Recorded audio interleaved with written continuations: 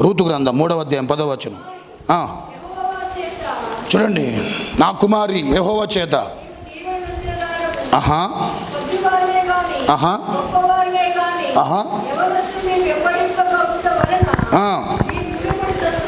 నీ మునపటి సత్ప్రవర్తన కంటే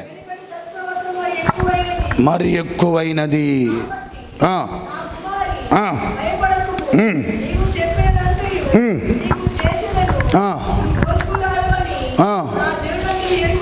స్తోత్రాలు చెప్పండి ఒకసారి. ఎంత మంచి వాడండి. రాత్రికాలం మధ్యరాత్రి వేళ ప్రేమిట్ల పొలములో పడుకున్నటువంటి బోయాజు కాడికి ఎవరు వస్తే, రూతు వస్తే రూతుతో చెబుతున్న మాట చెప్ప, నా కుమారి అంటున్నాడామని. హల్లెలూయా. ఇప్పుడు వీరు వినండి, బోయాజు మంచి గోధుమ గింజ లాంటి వాడు, పొలములో మంచి ఏనాడా గోధుమ గింజ. రూతు కూడా ఏం చెప్పాలా, మంచి గోధుమ గింజ అని చెప్పాలా. పాపములో చచ్చిన స్థితిలో ఉన్నాడు బోయాజు, అపిత్రతలో చచ్చిన స్థితిలో ఉంది ఎవరామా, రూతు. వీళ్ళిద్దరిని చూస్తుంటే వినండి ప్రేమిట్లారా, బాగా అర్థమవుతున్న విషయం ఏంటంటే, ఇతడు తన జీవితంలో పాపము చేయటానికి అవకాశాలు ఉన్నాయి. ఎవరికి పుష్కలంగా అవకాశాలు కళ్ళ ముందు కనపడుతున్నా, ఏం చేసినా అనేటువంటి వారు ఎవరు కూడా అతన్ని ప్రేమ ఎదురించి మాట్లాడేవారు ఉన్నప్పటికీ లేకున్నప్పటికీ కూడా అతను అంటున్న మాట నా కుమారి. చెప్పండి, ఏమంటున్నాడు, నా కుమారి. హల్లెలూయా. ఇంకొంచెం బిగ్గరగా హల్లెలూయా. సంఘములో ప్రేమికులారా చావాలండి. విత్తనం తెచ్చినప్పుడు ఏమి చెప్పాలి, అది విస్తరించినట్లు మనలో పాపపు ఆ బీజాలు ఏం చెప్పాలా, చావాలి, చచ్చిపోవాలి. అపిత్రత చెయ్యు ఆ క్రియలు చావాలి మనలో.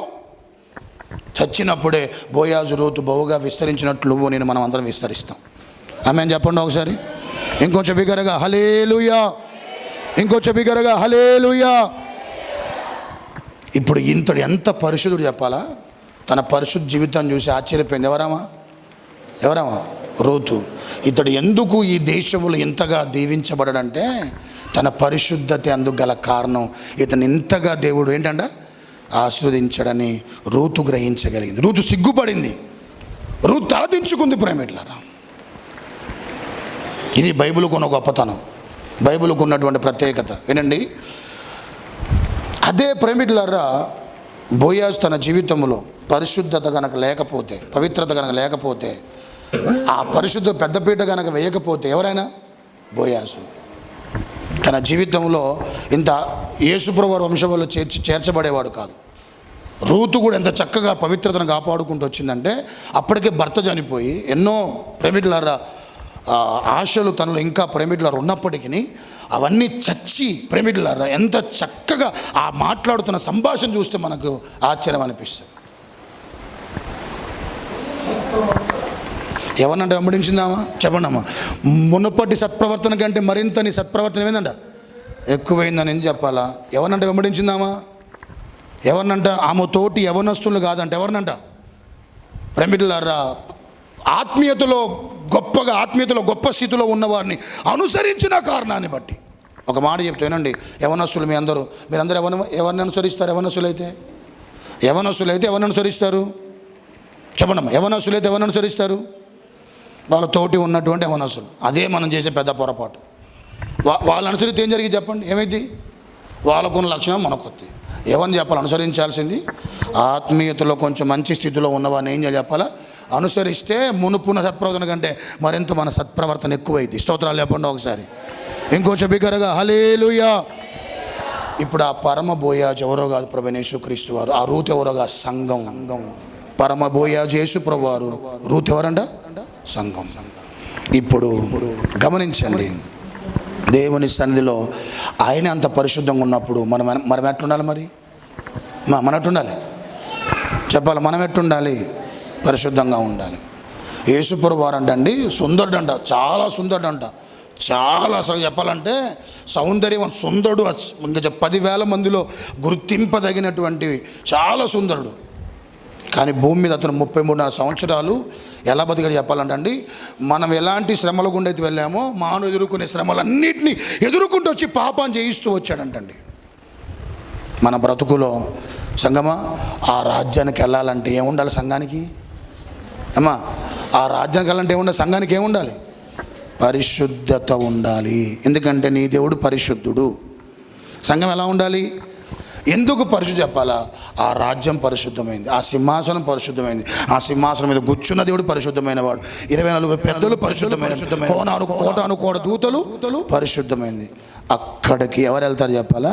భూమి మీద సంఘములో పరిశుద్ధంగా బ్రతికేవారు మాత్రమే. ఎక్కడికి వెళ్తారంటమ్మా? ఎక్కడికి వెళ్తారంట? ఎక్కడికి వెళ్తారు? పరలోక రాజ్యానికి, ప్రభుత్వం ఉండటానికి వెళ్తారు. హల్లెలూయా. ఇంకొంచెం బిగ్గరగా హల్లెలూయా. ఒక చిన్న మనం ముగిచ్చేస్తాను, అయిపోయింది. ఎవరికైనా పాడుబుద్ధి ఉందనుకోండి, వాళ్ళలో ఉన్న ఆ విషపు ఆ కూరలు చావాలంటే, ఆ పాపిష్టి ఆలోచన చావాలంటే సంభాషణ ముందు అన్నయ్య అనండి, సంభాషణ తర్వాతకి అన్నయ్య అనండి, సంభాషణ ముందు అక్కనండి, సంభాషణ తర్వాతకి ఏమనండి? అక్కనండి. ఆ పాప బీజం ఏమై చెప్పండి ఒకసారి, చచ్చిపోయింది అమ్మటే.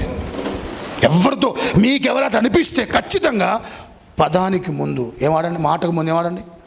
అన్నయ్య అనండి, మాటకు ముందు అక్క అనండి, మాటకు ముందు చెల్లి అనండి, మాటకు ముందు అమ్మ అనండి.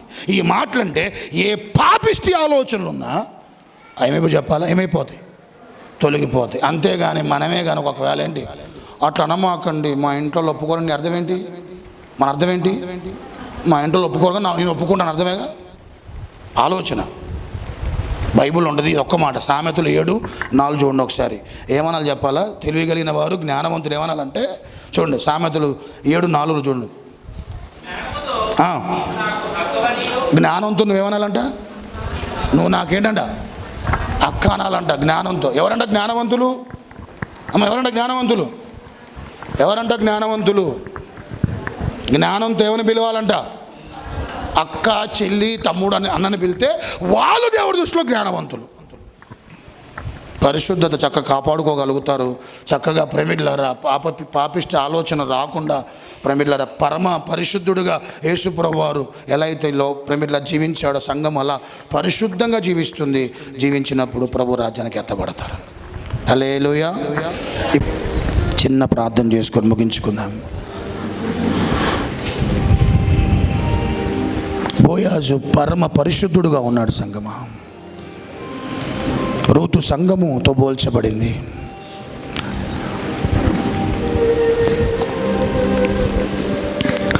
పరిశుద్ధత లేకుండా ప్రభుని ఎవరు చూడలేమని వాక్యము సెలవిస్తుంది. పరిశుద్ధత లేకుండా ఎవరు ప్రభును చేరుకోరని వాక్యము సెలవిస్తుంది.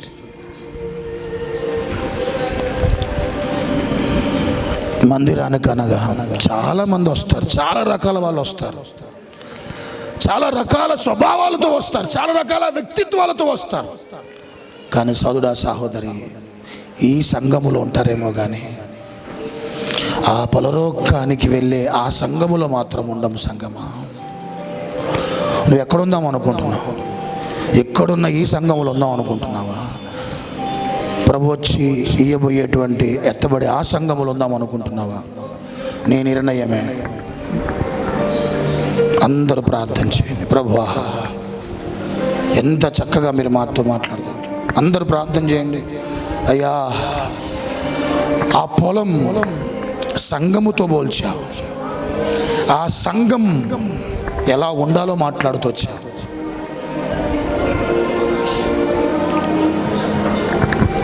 ఆ పొలములో కెయిన్, హేబేలు ఉన్నారయ్యా. హేబేలు అంగీకరించబడ్డాడు, కేయినం విడిచిపెట్టబడ్డాడు. అందరు ప్రార్థనలు. ప్రభువా,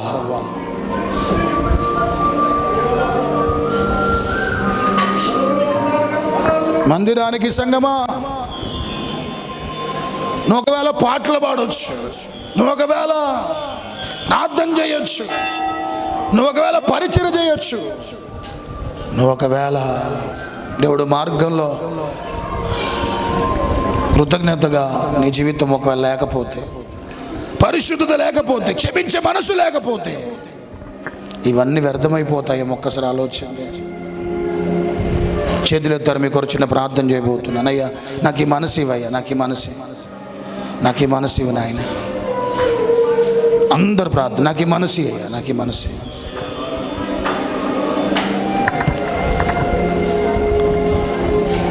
నా కుమారి అని పిలిచాడు సంగమా. సంఘము ప్రమిడ్లారా వధువుగా పోల్చబడింది. వరుడు ప్రమిడ్లారా ప్రభువైన యేసుక్రీస్తు వారు. ఆయన రాబోతున్నాడు సంఘమా, తన సంఘాన్ని తీసుకొని పోతున్నాడు. సంఘం ఎలా ఉండాలి? నిష్కలంకంగా ఉండాలి. సంఘం ఎలా ఉండాలి? పవిత్రముగా ఉండాలి. సంఘం ఎట్లుండాలి? పరిశుద్ధముగా ఉండాలి. సంఘం ఎలా ఉండాలి? ఆయన వచ్చినప్పుడు ఎత్తబడగలిగే స్థితిలో ఉండాలి. సోదరుడా, నీ ఆలోచన సరిగ్గా ఉందా? ఒక్కసారి ఆలోచన. నీ తలంపులు సరిగ్గా ఉన్నాయా? సహోదరి, నీ ఆలోచన సరిగ్గా ఉందా? నీ తలంపులు సరిగ్గా ఉన్నాయా? నీ నడవడిక సరిగ్గా ఉందా? నీ ప్రవర్తన సరిగ్గా ఉందా? ఎవరు జ్ఞానవంతులు? ఎవరు తెలియగలిగిన వారు?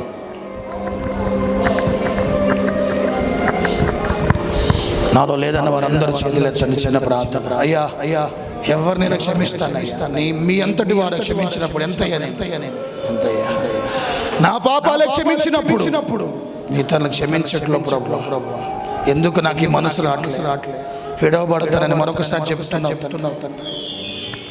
చేతులెత్తిన వారందరినీ నా దేవుడు బలపరచును గాక, నా దేవుడు సరిచేయును గాక, మా ఆధ్యాత్మికమైన జీవితాలు క్రమపరచును గాక, మన బ్రతుకులు సరైనటువంటి రీతిలో సంఘమనే విడిదింపులో సిద్ధపాటు కలిగి ఎదురు చూస్తూ ప్రభు రాకడకు సిద్ధపడగలిగే సంఘముగా ఉండును గాక.